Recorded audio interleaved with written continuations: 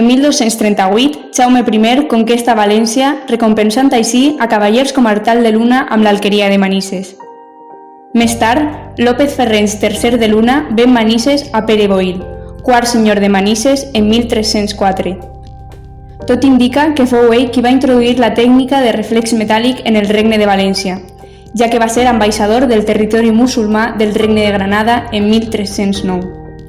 Així, descobreix la tècnica de reflex metàl·lic que produïen els artesans musulmans, que més tard es portaria al seu senyoriu de Manises, perquè coneixien el secret d'aquesta tècnica. Una de les famílies més importants fabricants de ceràmica daurada fou l'Almorsí.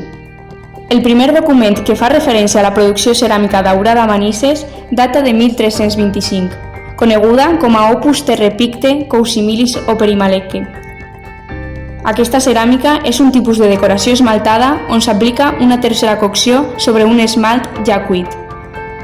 Després d'un període de crisi causat per la Guerra Castellà-Aragonesa, la família Boïl fou essencial per a la recuperació de Manises. A finals del segle XIV, la ceràmica de Manises ja es coneix per tota Europa, principalment perquè era sol·licitada per papes, cardenals i prínceps. El prestigi de la pisa daurada ja estava totalment consolidat, sobretot a Itàlia. Avui en dia trobem peces de reflex metàl·lic de Manises en diferents llocs de la Toscana i d'altres ciutats del nord d'Itàlia. En Florència es troba una sèrie de peces en una de les sales del Museu del Barcelo.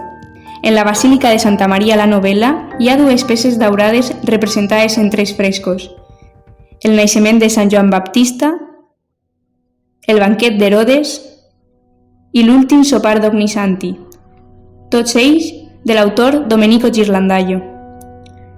Per últim, a la Galeria Uffizi trobem el tríptic Portinari d'Hugo van der Goes, on podem observar un albarero de ceràmica blava i blanca de reflex metàl·lic de Manises.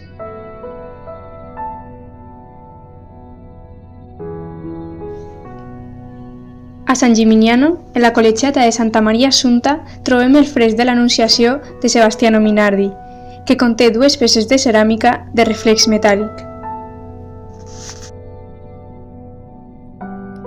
A Bolònia, en el Museu Cívic Medieval, trobem una sèrie de plats i xerres de reflex metàl·lic.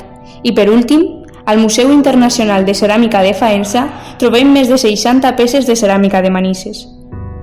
La ceràmica de reflex metàl·lic de Manises va arribar a un nivell tan important que avui en dia podem trobar-la en museus internacionals de tota Europa. El seu reflex continua lluint tant com els primers dies.